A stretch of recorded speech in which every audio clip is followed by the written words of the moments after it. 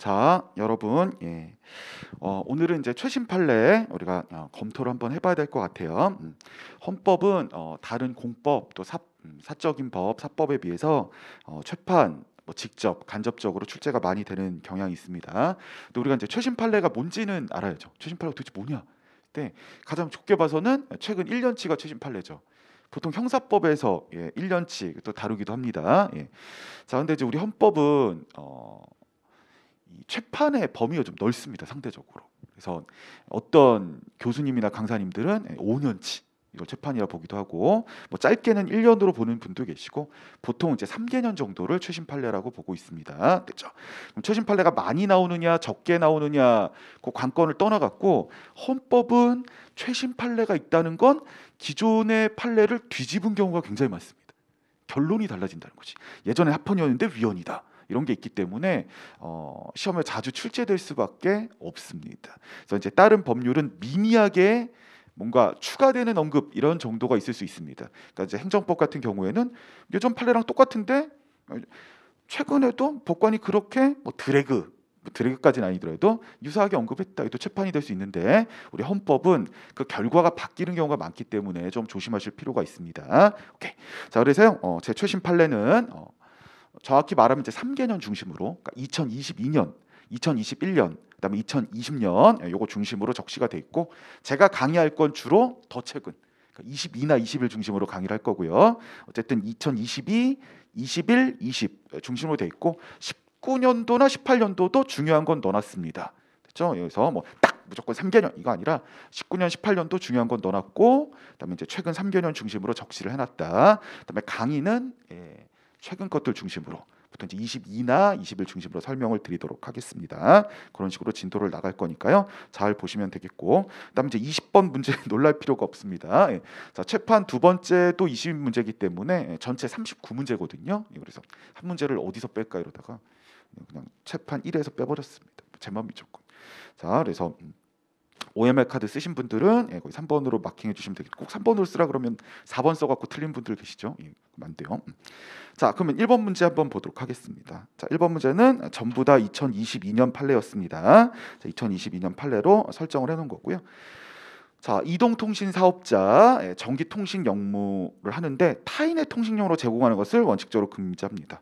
자, 그렇죠. 그래서 남의 명의 빌려 갖고 개통하는 거 이걸 이제 금지하는 거고요. 그렇게 하면 형사처벌 받는 겁니다. 자, 누구든지 자, 이동통신 사업자가 제공하는 전기통신 역무를 타인의 통신용으로 제공해서는 안 된다. 그래서 타인의 명의로 사용하면 안 되겠습니다. 이렇게 되는 거에 대해서 뭐 크게 문제되는 것 같지는 않습니다. 나는 다른 사람 이름 사용해 갖고 자, 전기통신 뭐 핸드폰 같은 거 사용하겠다 이랬을 때 일반적 행동 자유권이 이제 문제가 되겠습니다만, 그렇죠? 자, 일반적 행동 자유권을 침해하는 건 아닐 겁니다.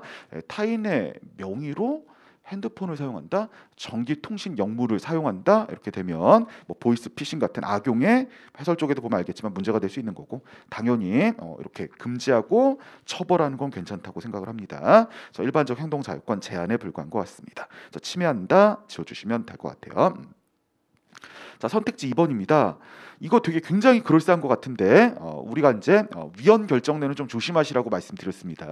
그래서 난이도를 올리기 위해서 비례 원칙 중에 어디가 문제됐느냐, 또 평등권 같은 경우에는 비례 원칙으로 검토를 안 하는데 원칙적으로 자의심사잖아요. 근데 괜히 비례 원칙으로 뭐 구구절절하게 얘기해서 우리가 그럴듯하게 이러면 이제 틀렸다 이겁니다.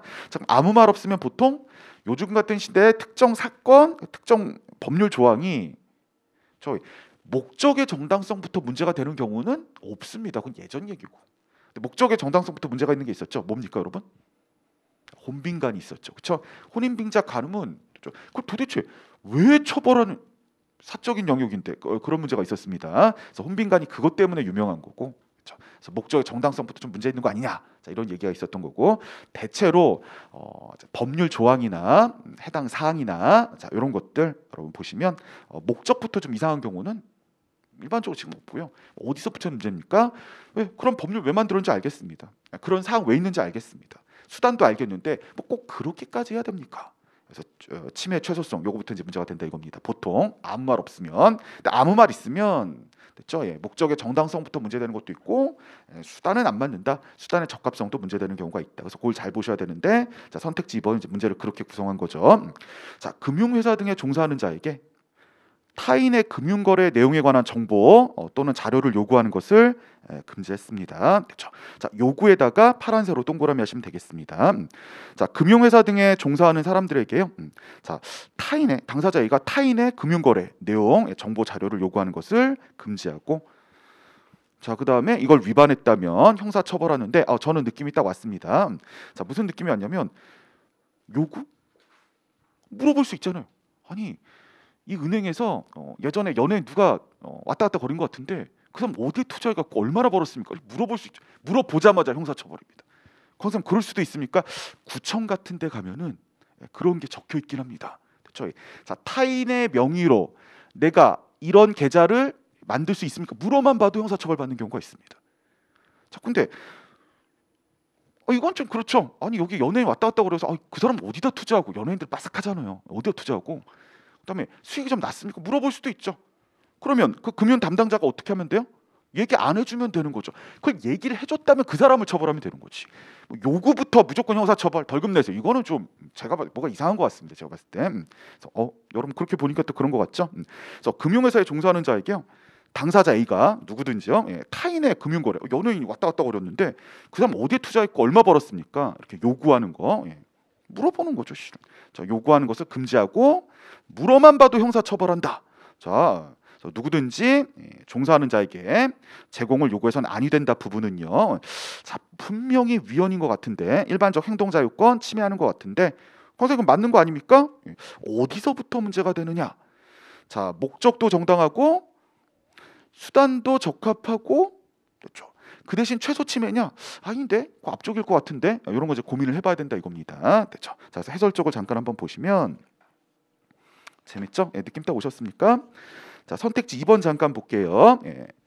자, 그 볼드체로 쳐놓은 데 있잖아요, 여러분. 볼드체로 제가 적시한데 세 번째 줄에 요구에 파란색으로 동그라미. 자, 다섯 번째 줄 요구에 파란색으로 동그라미 한 번만 해주시면 되겠습니다. 자, 요구하는데 자, 요구한 것을 요구한다는 거 하면 안 되는데 만약 요구했다면 처벌받는다. 이 부분에 대해서 물어보는데요. 됐죠? 일반적인 거였습니다. 왜 그런지는 알겠다 이겁니다.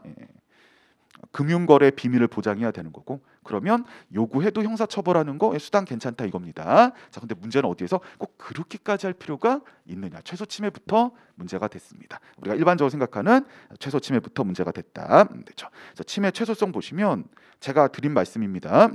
자, 금융회사 등에 종사하는 자의 제공 또는 누설 행위만을 제재하는 것만도 충분하죠. 국민이 물어볼 수 있죠. 그렇죠. 그러면 금융회사 단인분이 그걸 얘기해줘도 그걸 처벌하면 되는 거지. 요구부터 하는 건 좀 아닌 것 같지 않느냐. 그래서 목적 왜 그런지는 알겠습니다. 금융거래 비밀을 보장하려고 그런 건데 목적도 괜찮고 수단도 괜찮은데 그러려면 꼭 그렇게까지 해야 되느냐 이거죠. 그래서 금융회사 등에 종사하는 자의 제공 또는 누설 행위만을 제재하는 것으로 충분합니다. 첫 줄 검정색으로 묶어주세요. 침해 최소성. 자, 금융회사 등에서 종사하는 자의 제공 또는 누설 행위만을 제재하는 것으로 충분. 검정색으로 묶어주시면 되겠습니다. 자, 그런데 일반인의 거래 정보 등 제공 요구 행위를 제재하고 있고 요구하는 것만 마저 제재하면 안 된다 이겁니다. 자, 그리고 설령 그 요구 행위를 제재하는 것이 필요하다고 하더라도 그런 사람들이 물어봤을 때 뭐 사기 전과가 있다든가 아니면 범죄 행위를 했던 사람이 있든 그런 사람들은 그런 사람을 제재하면 되는 거지. 일반인이 요구했다고 당신 요구했어요? 그럼 처벌 이건 좀 아니라 이겁니다. 그렇죠? 자, 그래서 설령 요구 행위를 제재하는 것이 필요하다고 하더라도 형사 제재의 필요성이 인정되는 제공 요구 행위, 그렇죠? 뭐 그럴 수 있겠죠. 어떤 사기나 그런 전과가 있는 사람이라든가 아니면 정말 범죄에 해당하는 걸 물어볼 수 있겠죠. 그럴 수 있습니다. 미리 물어봐서 내용을 검토받는 거, 뭐 실제 그런 문제가 생기는 거 이런 것만 제재하면 되겠다 이겁니다. 잘 기억하셔야 돼요. 자, 그래서 네 번째 줄 뒷부분 일률적으로 금지. 요거 파란색으로 밑줄 그어놓으시면 되겠습니다. 요구하는 것까지 일률적으로 다 금지하는 거 이건 너무 심한 거 아니냐 이렇게 얘기하면 될 것 같고요. 자, 밑에 이제 법익의 균형성, 침해 최소성이 문제가 된다면 법익의 균형성도 문제가 되겠죠. 요구한 것만으로 처벌하는 것 자체가 침해되는 사익이 너무 크다 이렇게 물어볼 수 있을 것 같습니다. 무슨 말인지 알겠죠? 국민이 물어볼 수도 있지. 근데 여기서 이제 법관이 잘 쓰는 게 뭐예요? 그 가로 안에 있는 부분입니다. 자, 여러분 가로 한번 봅시다. 침해 최소성에서 위에서 5번째 줄. 자, 이렇게 물어보는 게 금융거래 정보의 제공 요구인지 아니면 제공 가능성에 대한 문의인지 구별이 어려울 수도 있습니다. 그럴 수도 있죠. 아니, 내가 이런 게 궁금한데 알려주시겠습니까? 이렇게 물어볼 수도 있지. 그러면 금융회사 당사자 그거는 말해드릴 수가 없습니다. 모를 수도 있는 거죠. 그렇죠. 그런 거 문의하는 것까지 처벌하면 뭐 입 다물고 살라는 거죠. 공산주의도 아니고. 되셨죠? 그래서 정말 여기 본대로 가로대로요. 금융거래 정보 제공해 줄 수 있는지 아니면 채공 가능성에 대해서 물어볼 수 있잖아요. 이런 게 궁금한데 예를 들어서 연 몇 프로 이자가 나옵니까? 이런 건 물어볼 수 있는 거잖아요. 그런 문의지 헷갈리는 경우가 많은 거고 자, 그런 걸 싸잡아 갖고 헷갈리는데 싸잡아 갖고 요구라고 해갖고 처벌하는 건 아니라 이겁니다. 자, 그래서 결과적으로는 뭐예요? 이렇게 요구하는 거 모두를 일률적으로 다 처벌하는 거 이런 건 이제 문제가 있다 이 얘기를 드리고 싶습니다. 자, 다시 돌아오셔갖고요 문제. 자, 그러면 선택지 2번에 아까 키워드가 요구인 거죠. 요구하는 걸 금지하고 일률적으로 처벌한다. 됐죠. 자, 그래서 요구에서는 아니 된다 부분은 입법 목적의 정당성, 수단의 적합성까지는 인정이 됩니다. 그래서 안아서 지워주시면 되겠습니다. 최소 침해, 이익 형량이 문제가 되겠고요. 일반적 행동 자유권을 침해하게 됩니다. 오케이. 그래서 뭐 공정한 거래, 금융거래 비밀 이런 게 목적. 그다음에 수단으로 괜찮은데 그렇게까지 할 필요는 없다. 단순한 문의일 수도 있는데 그런 것까지 애매하기 때문에 요구라고 해서 처벌한다. 무서워서 입 다물고 있으라는 거 아닙니까? 그건 아닌 것 같습니다. 자, 그래서 침해 검정색으로 동그라미 하시고요. 여기서 전체적으로 틀린 건 입법 목적의 정당성과 수단의 적합성이 인정되지 않아서 여기까지는 인정이 됩니다. 침해 최소성부터 문제가 됐다. 안아서 지워주시면 되겠습니다.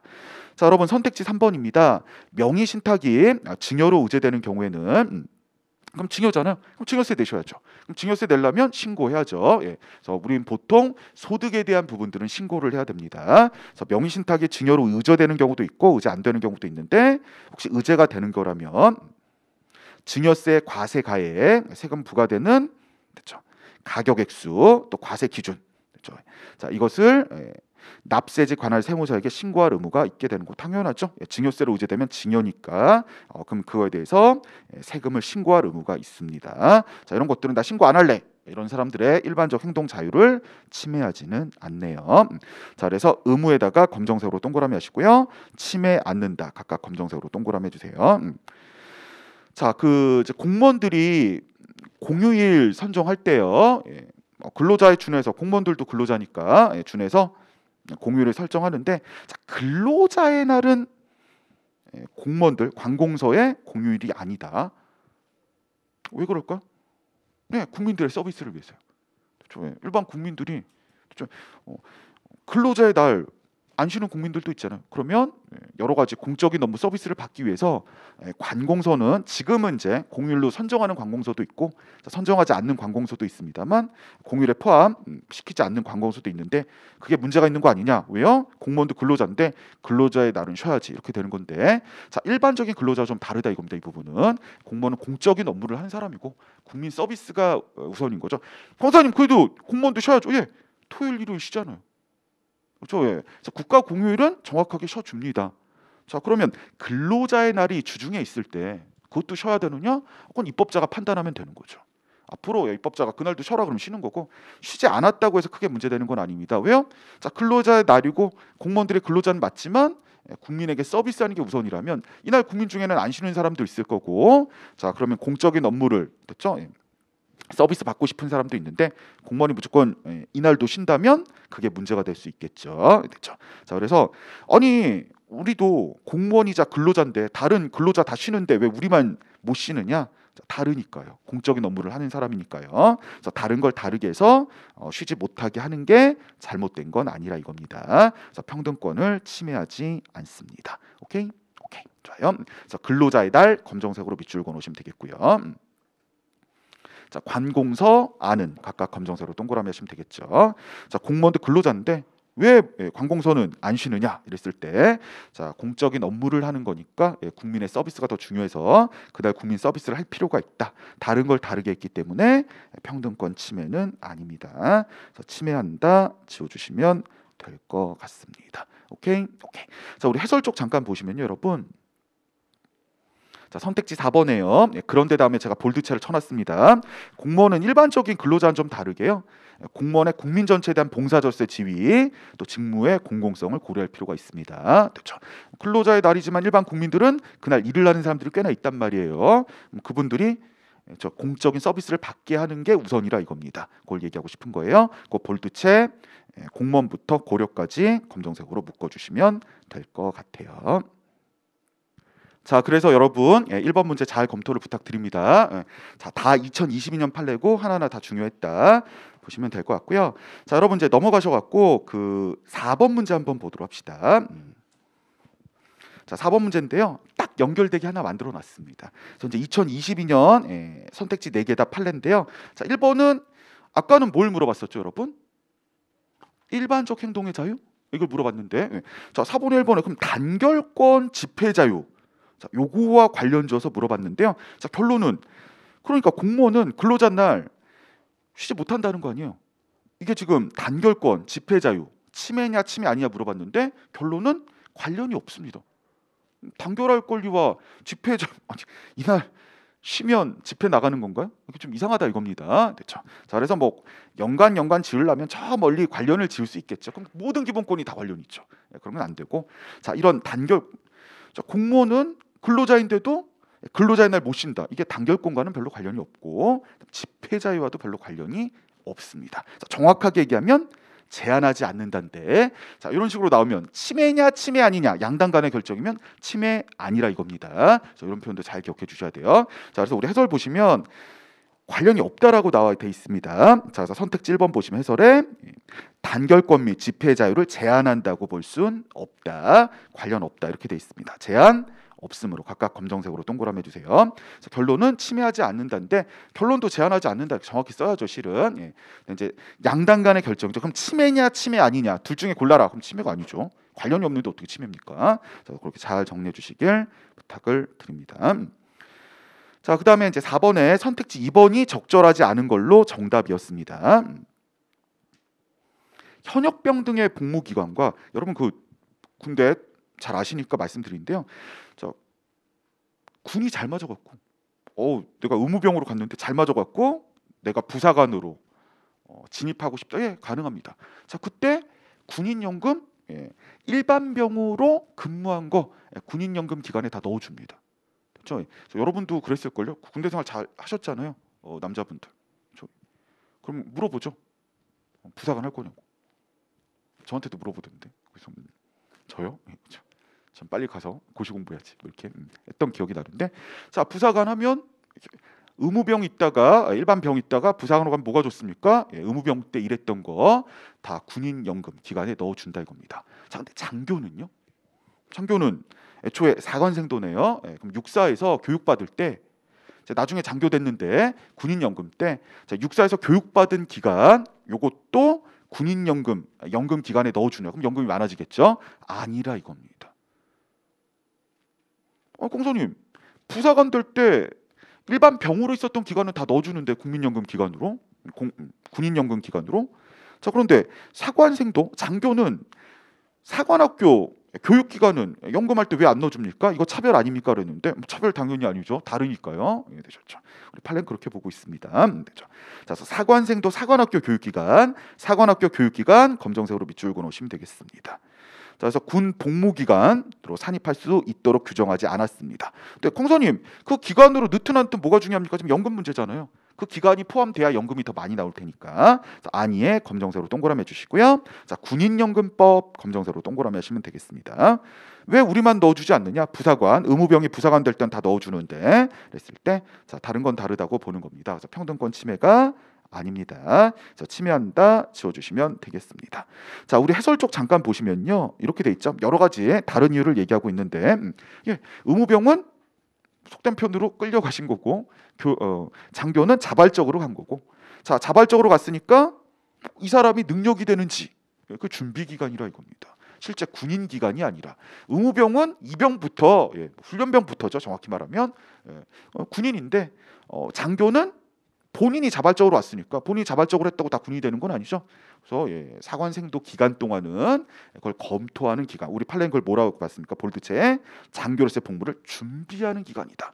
군인의 기간이 아니라 군인이 되기 위한 걸 준비하는 기간인데 그것까지 군인 신분으로서의 기간으로 연금에 포함시켜 줄 수는 없다. 이런 얘기를 하고 있습니다. 자, 그래서 준비에다가 검정색으로 동그라미 해주시면 되겠습니다. 자, 근데 이제 이렇게 하는 이유는 알겠죠, 여러분? 재정 문제 때문에 그런 거지. 자, 그래서 깎을 수 있을 부분을 깎는데, 그렇죠? 내가 자발적으로 가는데 바로 군인이 될 수는 없는 거죠. 내가 하고 싶다고 다 하는 건 아니고. 그럼 준비 기간이라는 게 있고, 준비 기간이 어떻게 군인의 신분을 갖는 기간이냐, 뭐 이렇게 얘기할 것 같습니다. 연금 기준으로요. 자, 그러면 다른 걸 다르게 했으니까 자, 평등권 침해는 아닙니다. 자, 그다음에 4번에 3번 가져왔고 여러분 한번 보도록 합시다. 자, 원판결에 근거된 가중처벌 규정에 대해서요. 뭐 그럴 수 있죠. 어떤 판결하려면 법적 근거가 있어야 되니까 가중처벌 규정인데 헌재에서 위헌 결정이 났습니다. 자, 그래서 재심이 진행됐는데요.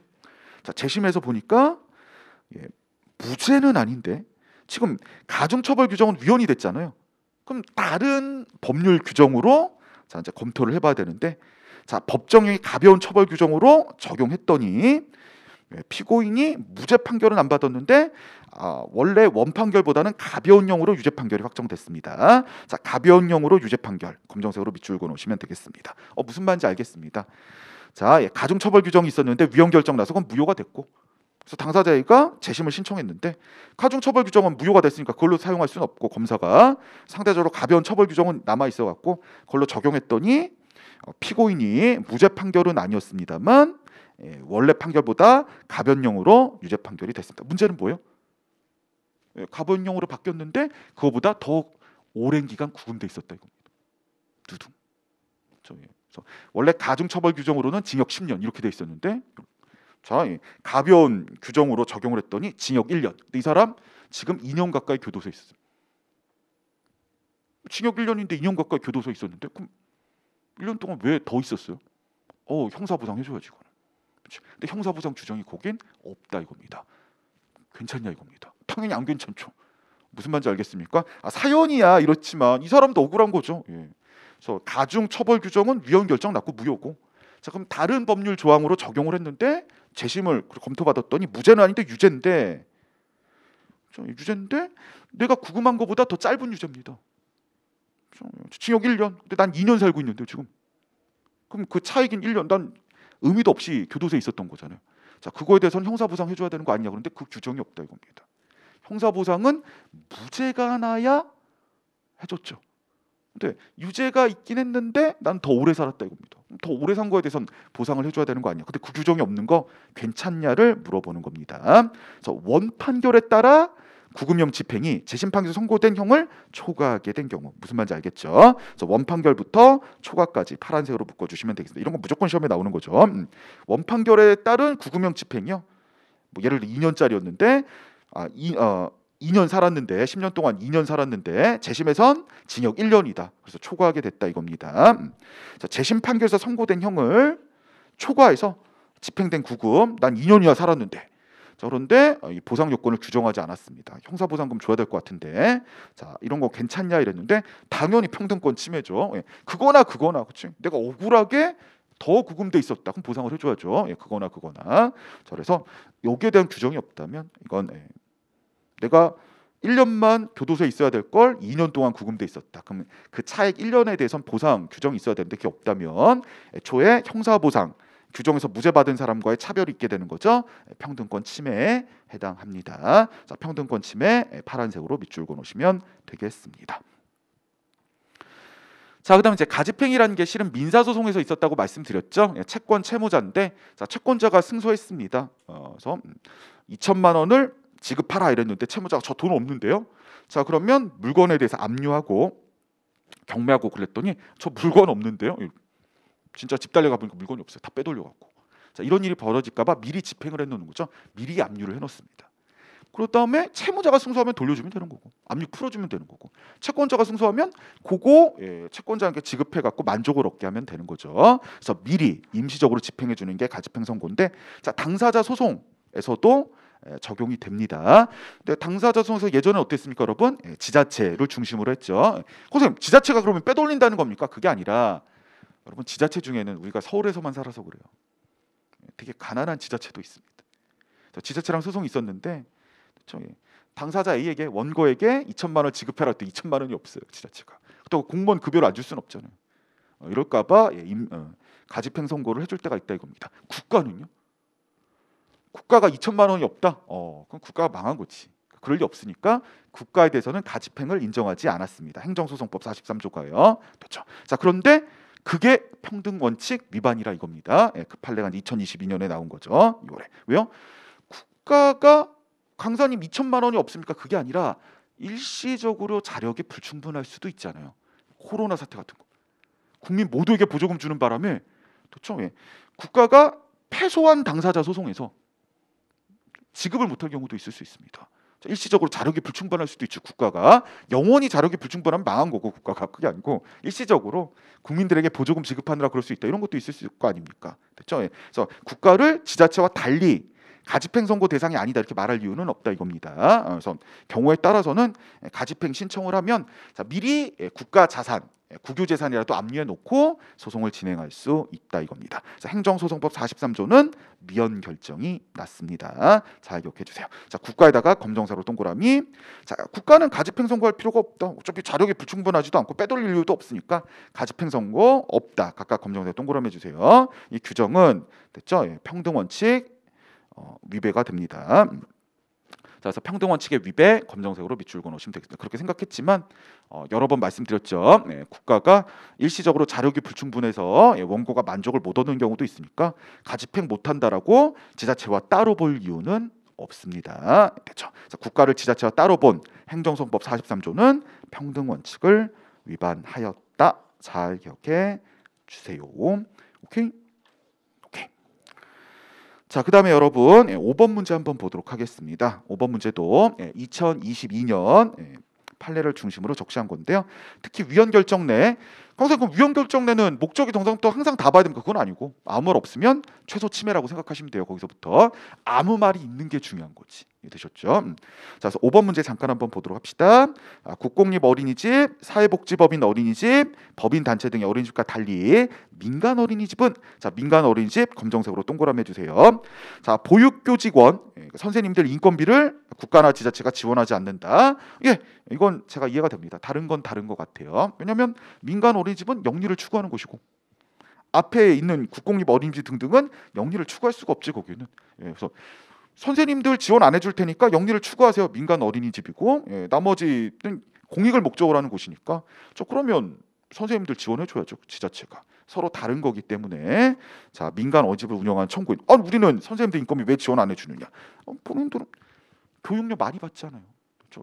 요즘 보니까 교육료가 저 조카 얘기 또 해요. 조카 영어 유치원 물어봤지. 그래서 얼마 이게 우리랑 비슷해요. 본 수업이 있고 뒤에 특강이 있어. 특강.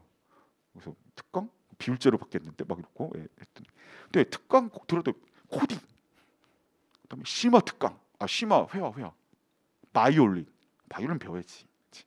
저한테 막 물어보더라고. 그래서 재수 씨라고 물어보더라고. 제가 강의하니까. 근데 저 뭘 어떻게 알아요? 그렇습니다. 근데 할인도 해주던데. 그래서 잘 몰라서 모른다고 했는데 그래서 얼마냐 그랬더니 얼마래요. 그렇죠. 그렇습니다. 자, 영리를 목적으로 하는 거예요. 민간 어린이집은. 그럼 근데 선생님 비용도 지원해 주세요. 이거 똑같이 이건 좀 이상하다 이겁니다. 서로 다른 거고 한쪽은 공익을 목적으로 하고 한쪽은 영리를 목적으로 하는 거야. 다른 걸 다르게 했다고 평등권 침해는 아닌 것 같아요. 침해 않는다. 각각 검정색으로 동그라미 해주세요. 자, 여러분 그 책임과 형벌 간의 비례 원칙 이건 잘 기억하셔야 됩니다. 이때 비례 원칙은 4단계 거치는 비례 원칙이 아니라 책임과 형벌입니다. 자, 그런 범죄를 저질렀다면 형벌이 예를 들어 절도죄를 저질렀는데 사형 무기징역 이러면 돼요. 그게 이제 비례 원칙인 거죠. 비례가 맞아야 된다 이겁니다. 그래서 책임과 형벌의 비례는 그런 얘기를 하는 겁니다. 책임은 범죄에 대한 책임. 근데 형벌은 너무 과하면 안 되겠죠. 누가 보더라도 그 얘기를 하는 건데 한번 보시면 대마를 수입한 자를 무기 또는 5년 이상. 요거밖에 없어요. 무기 또는 5년 이상입니다. 자, 특별법인데 마약류 관리한 법률입니다. 그래서 대마를 수입한 자는 죄형 법정주의 명확성 원칙. 대마를 수입하는 게 대마가 뭔지를 알면 명확한 것 같고요. 자, 그 다음에 이게 문제가 됐죠. 무기 또는 5년 이상의 징역. 무조건 5년 이상이요. 그런데 대마를 수입했으니까 이거 좀 그 중함이 중한 거죠. 5년 이상 가능할 것 같고요. 자, 평등원칙. 왜 대마 수입할 때만 5년 이상이냐? 다른 범법 물건 그걸 수입할 때는 무조건 5년 이상 아닌데 대마가 더 중한 정도가 있으니까 그렇죠. 다른 걸 다르게 한 거죠. 이해되셨습니까? 모두 위반하지 않습니다. 위반 않는다. 각각 검정색으로 동그라미 하시면 되겠습니다. 자, 한거불능 부분. 한거불능이 뭔지 생물학적으로 알 수 있는 거니까 명성 원칙 위반이 아니고요. 자, 그다음에 위력으로서 사람의 업무를 방해한 자, 보통 이제 근로자나 노동자들이 사업자의 어떤 영업을 방해하는 걸 얘기할 텐데요. 자, 위력에다가 검정색으로 동그라미 해주세요. 자, 그래서 위력으로서 사람의 업무를 방해한 자가 무슨 의미냐 명확하고요. 자, 그다음에 책임과 형무가 비례원칙 위배되는 거 없고요. 그다음에 이제 단체 행동권 제한에 불과하겠죠. 자, 위력으로서 사람의 업무를 방해하면 처벌을 받아야죠. 그다음에 사업장 진행을 못하게 하면. 자, 그래서 그러면 매번 처벌받게 하니까 우리 단체 행동권 침해 아니냐? 위력을 행사하려면 단체 행동을 해야 될 텐데. 자, 그래도 사업자가 사업하는 걸 과하게 문제시키면 이제 처벌을 받아야 되는 거니까 그게 잘못됐다고 볼 수는 없습니다. 그래서 단체 행동권 제한에 해당하겠죠. 그래서 침해한다. 지워주시면 될 것 같아요. 오케이? 오케이. 자, 제가 해설에 볼드체 다 처리해 놨으니까 여러분 꼼꼼하게 봐주시기를 부탁을 드리고요. 9번 문제 한번 보도록 하겠습니다.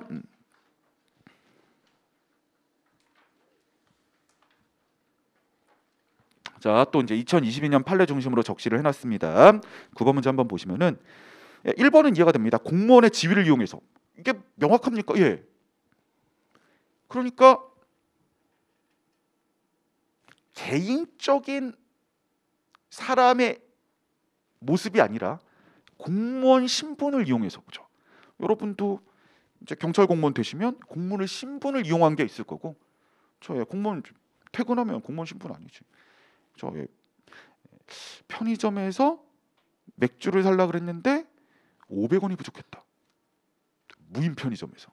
그래서 그냥 맥주 들고 왔다. 이건 공무원의 신분이 아니지. 내가 맥주 마실라 그랬는데. 그랬습니다. 저 엊그저께 그 무인 아이스크림 집 가갖고 눈이 돌아갔어요. 이런 아이스크림들이 추억에 막 그런 게 있었고 막 담았거든요. 옆에서 보더라고요. 이제 막 담았고 찍는 것도 재밌던데 무인이니까 바코드. 처음엔 버벅거렸는데 옆에 어떤 뭐라 그래야 되지? 여성분께서 저한테 막 설명해줘갖고 이거 이렇게 하는 거라고.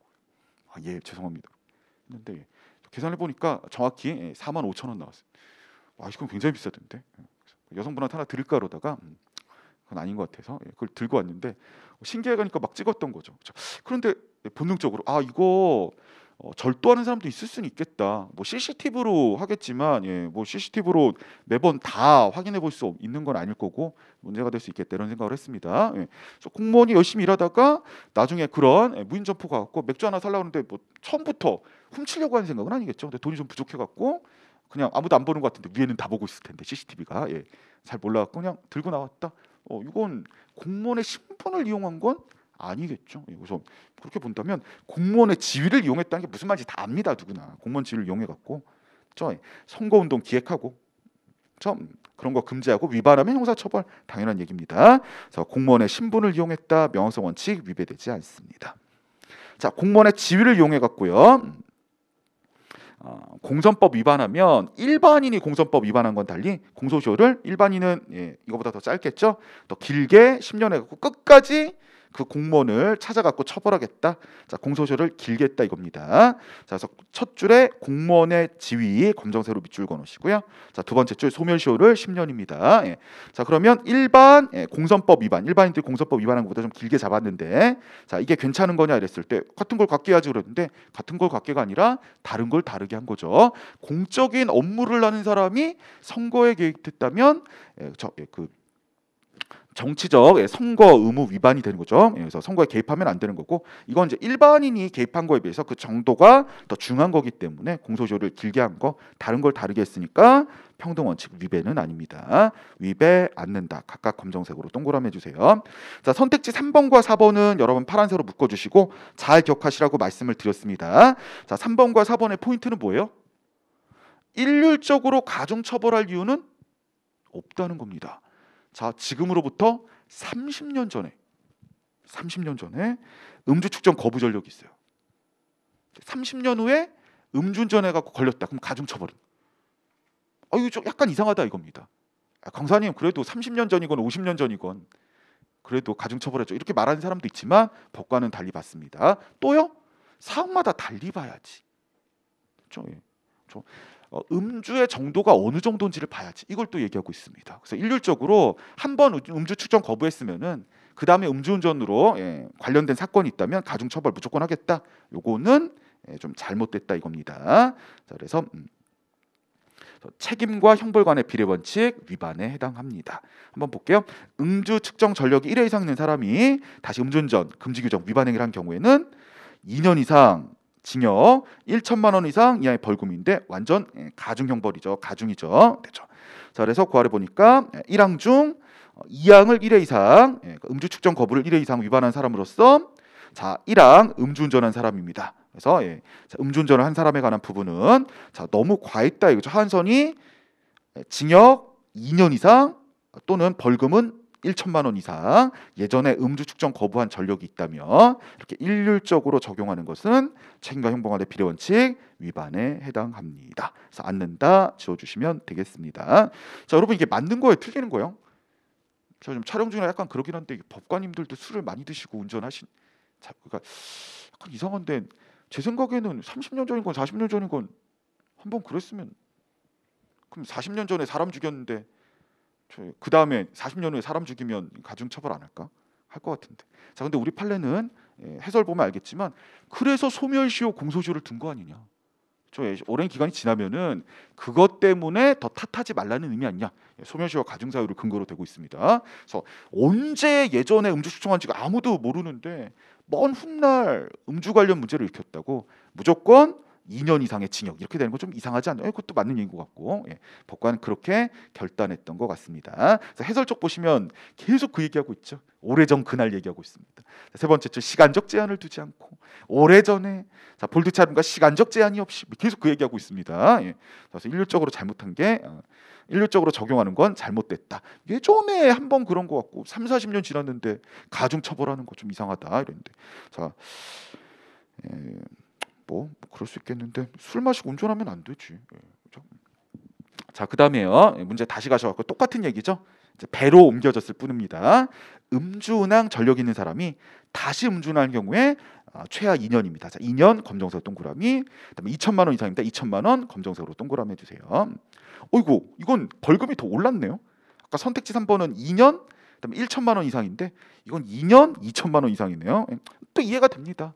음주운전보단 배는 술 마시고 운행하면 그 사고가 어마어마할 테니까요. 그렇죠? 자, 그래서 41조 1항을 위반해서 2회 이상 술에 취한 상태에서 조타기를 조장한 운환자에 관한 부분. 자, 그런데 또 똑같은 얘기하는 거죠. 예전에 술 마시고 운항한 게 40년 전인데 됐죠? 3, 4년 전인데 이번에 술 마시고 운행한 게 꼭 가중 처벌을 해야 되겠느냐? 그 얘기를 하고 있습니다. 너무 일률적으로 보는 건 잘못된 거 아니냐 이렇게 얘기하고 있습니다. 그래서 책임과 형벌관의 비례 원칙 위반이 됩니다. 그래서 3번도 위반, 4번도 위반 똑같은 얘기니까 자, 3번 위반되지 않는다가 틀린 표현이 되겠습니다. 자, 해설 쪽 보시면 그 얘기하고 있죠. 자, 시간적 제한을 두고 있지 않고 오래전에 한 거에 대해서 나중에 혹시 술 마시고 운항했다고 해서 가중 처벌하는 건 좀 문제가 있다. 개별적으로 보자. 그래서 책임과 형벌 사이의 비례성을 인정하기는 어렵다. 이런 얘기 나오니까 잘 기억해 주세요. 자, 근데 이제 중요한 건 뭔지 느낌 아시겠죠? 우리는 음주운전을 해? 살인행위로 죽여버려야지 이렇게 생각하는데 법관은 약간 달리 봤습니다. 예전에 한 음주운전 때문에 지금 음주운전 한 거에 대해서 꼭 가중 처벌을 할 이유는 없다라는 게 우리 판례 입장입니다. 잘 기억해 주세요. 제 입장이 아닙니다. 가끔 흥분하셔갖고 Q&A에 말이 됩니까? 말이 안 되지. 제 기본서, 뭐 요약서, 제 입장이 아니에요. 제 입장이 아니지. 제가 뭐 제 주제, 제 입장을 얘기하는 것도 그렇습니다만 대학원에서 얘기하는 제 입장이 아닙니다. 전혀. 그렇죠? 저한테 화내지 마시고. 말이 됩니까? 말이 안 돼요. 근데 말이 됩니까를 두 줄만 써주면 되는데 한 200줄, 진짜 200줄 내가 세봤어요. 200줄에 대해서 제가 답변이 말이 안 됩니다. 한 줄 써주면 그 글을 쓴 사람에 대한 예의가 아니지. 여러분 제 카페에서 봤어요? 그 Q&A 몇 개까지 빌린 거? 여러분 900개 보셨어요? 제 카페 캡처해놨습니다. 현재 하루에 막 저희 900개까지 밀렸는데 자 그런데 200줄을 써오신 글을 보면 제가 읽을 시간이 없을 뿐더러 답을 어떻게 달아야 되나 200줄을 보내셨는데 한 줄로 문제 있는 판례입니다. 그냥 외우시고 이렇게 할 수는 없잖아요. 구구절절하게 막 쓰고 그렇습니다. 그래서 이제 Q&A 하나에 시간 많이 들린 건 막 10분 이상 들리기도 합니다. 뭐 그렇습니다. 그래서 그렇다고요. 그래서 너무 흥분하지 마시고 왜냐하면 그래도 우리 헌법 판례는 괜찮습니다. 대법원 판례 같은 경우에는 3심까지 간 거잖아요. 그러니까 상대편 입장도 말이 되는 입장이에요. 상대편과 내가 한 끗 차이로 다투고 있으니까 뭐 그런 거 아닙니까? 그래서 대법원 판례는 그런데 이제 헌재는 단심이니까 그래서 그런 거보다는 조금 다를 수 있지만 이 헌재 재판관 이번에 이제 헌재 재판관 2명 되셨잖아요. 또 오늘 아침에 제 교수님 얼굴 보고 왔어요. 텔레비전에서. 그렇죠. 지도 교수님 하명호 교수님인데 하명호 교수님 끝까지 후보에 올랐으나 이번에 또 안 됐대요. 조용히 있어야 됩니다. 조용히. 이거 지금 특강 오래 남는 건데 조용히 있어야 됩니다. 안부 전화 이런 거 보내면 안 돼요. 자, 그래서 제 지도 교수님은 헌법재판소 재판관 하시고 헌법 행정법 같이 하고 계십니다. 덕분에 저도 헌법 행정법 같이 강의하고 있는 거지. 지도 교수님이 지금 학계에선 1인자거든요. 그래서 많은 그 얘기를 듣고 제가 말하고 싶은 걸 얘기하는 게 아니라 충분히 다 검토하고 얘기하는 겁니다. 학계에 있는 것들. 지도 교수님 1인자고 궁금한 거 저도 물어보는 거죠. 저도 이거 물어봤거든요. 흥분해갖고 말이 되느냐. 아니 음주운전을 애초에 살인 미수기 때문에 너무 진보적으로 생각한대. 자네는 너무 진보적으로 생각해. 그 말이 맞는 것 같습니다. 근데 음주운전 한다는 거지 살인 미수 아닙니까? 고의가 있는 거 아닌가요? 라고 말하면 되게 진보적인 거라 이겁니다. 전 진보적이래요. 이 판례에 의해서는 술의 판례에 있어서는. 근데 아무리 생각해도 술 마시고 운전하는 사람은 죽여버려야 되는 거 아닙니까? 아닌가?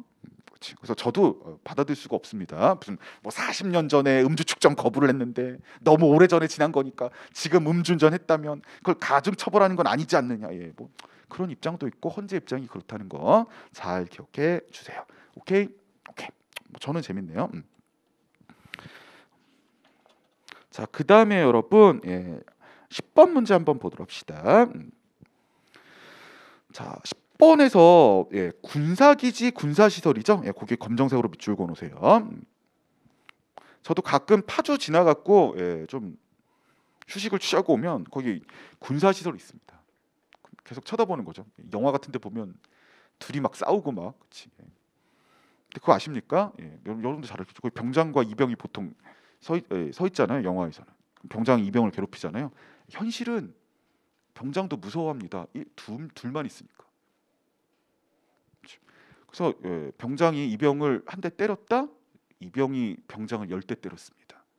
자, 나중에 발각됐어요. 자, 근데 서로 처벌하기를 원하지 않았어요. 폭행에 대해서. 우리 폭행죄는 반의사불벌죄죠. 의사에 반하면 처벌하지 않기 때문에요. 일반 폭행은요. 우리 그냥 보초 쓰다가 서로 투닥대가 한 대씩 때린 겁니다. 이걸로 끝. 그러면 군사 기강에 문제가 있다 이겁니다. 무슨 말인지 알겠죠? 자, 이 가해자 입장이나 피해자 입장이나 이해되셨죠? 왜요? 예를 들어서 우리가 일반적으로 생각했을 때 직급이 높은 분이 직급이 낮은 분을 때렸다. 근데 직급이 낮은 분이 폭행에 대해서 처벌해 주세요라고 딱히 말할 환경이 아니라 이겁니다. 군대는. 그렇지? 더 높은 분들이 야, 너 그거 괜히 얘기해 갖고 처벌받게 하면은 우리 부대 문제돼. 그렇지? 그다음에 단합해 갖고 괴롭힐 수 있다 이겁니다. 그럼 그걸 해결할 유일한 방법 뭐예요? 때렸으면 처벌받는 거. 의사와 상관없이 이렇게 하는 게 괜찮냐 이런 얘기고 평등 원칙 위반 아니냐 이걸 물어보는데 다른 건 다른 거죠. 일반인들끼리 폭행한 거랑 군에서 국가 지키는 군에서 안전이 굉장히 중요한 군에서 폭행한 거랑 다르게 봐야 되는 거죠. 자, 굉장히 진보적인 판례가 되겠습니다. 자, 군사 기지, 군사 시설은 안보가 중요하고 나라를 지키는 의미가 있기 때문에 군인 상호 간의 폭행죄에 대해서 반의사불벌에 관한 형법 조항을 배제하고 있습니다. 반의사불벌, 배제 각각 검정색으로 동그라미 해주세요.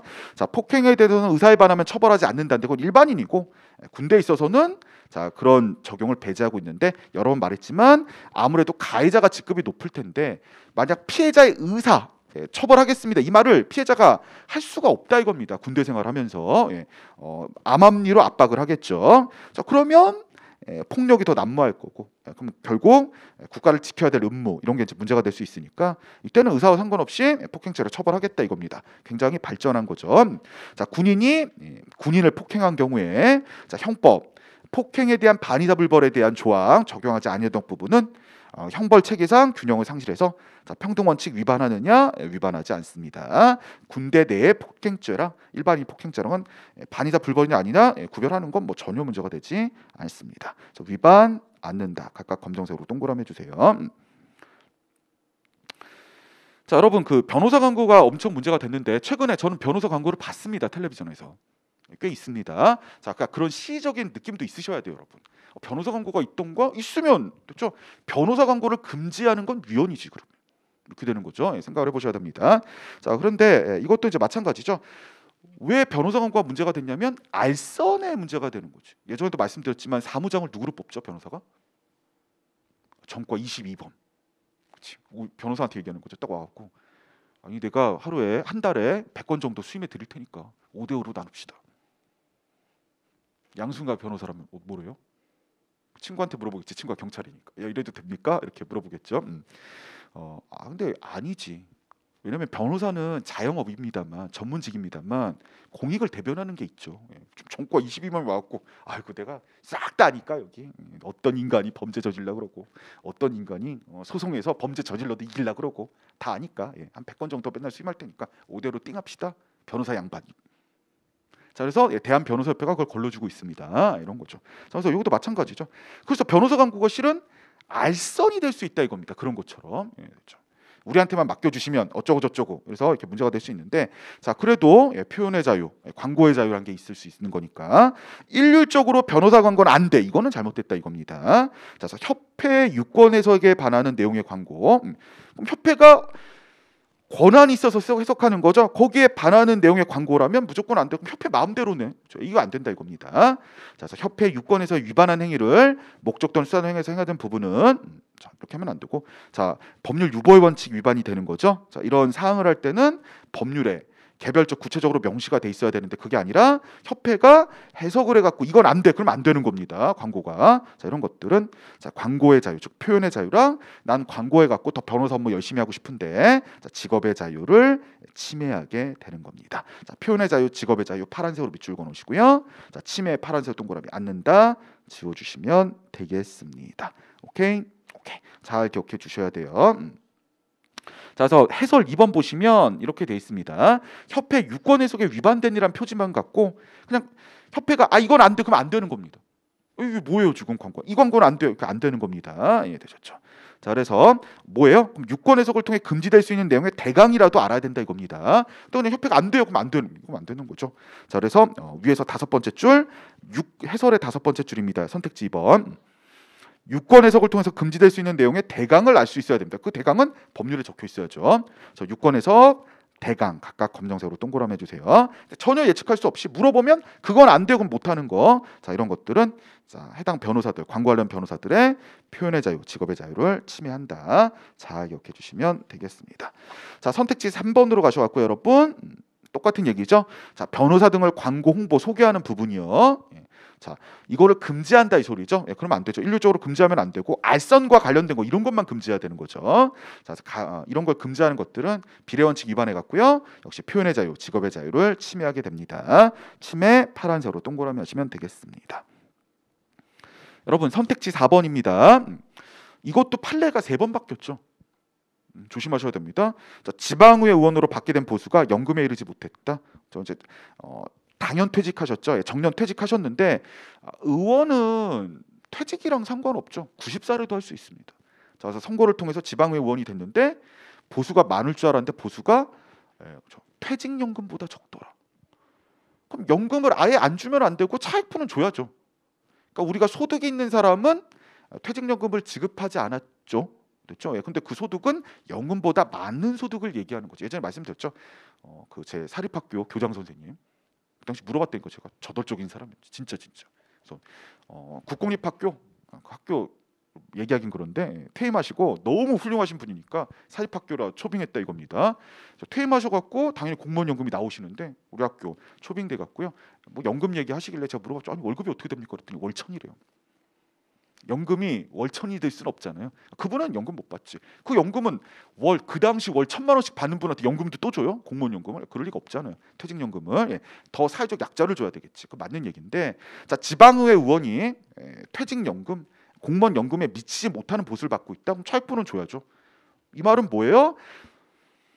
보수가 적은데도 연금을 안 준다. 그럼 지방의회 의원을 하지 말라는 소리가 되는 거니까 이거 직업의 자유에도 문제가 있을 수 있습니다. 잘 기억해 주세요. 어쨌든 보수가 연금에 미치지 못한 경우에도 연금 전액의 지급을 정지해버린다. 어차피 넌 수입이 있지 않느냐? 연금 전액의 지급을 정지하는 거. 자, 연금 전액 검정색으로 밑줄 정지, 검정색으로 동그라미 해주세요. 자, 그래서 재산권을 과도하게 제한해서 헌법에 위반하게 됩니다. 자, 재산권, 그 다음에 위배 각각 검정색으로 동그라미 해주시면 되겠습니다.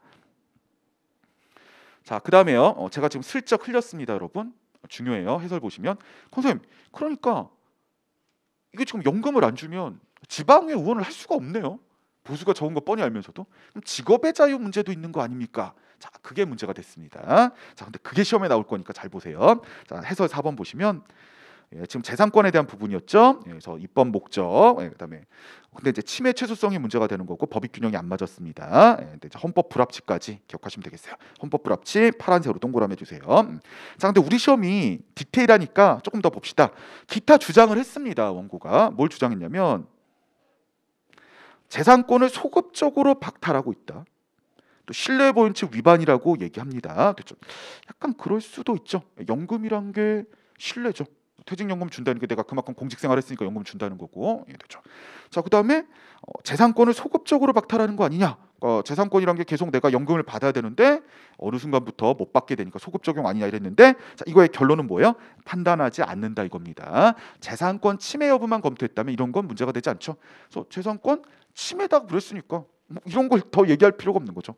결론이 재산권 침해다. 만약 재산권 침해가 아니라면 논란이 될 수 있습니다만, 더 나아가 판단하지 않았습니다. 밑줄 그으면 더 나아가 판단하지 않았고, 그다음에 이제 중요한 건 밑에 2번이죠. 양가로 직업 선택의 자유.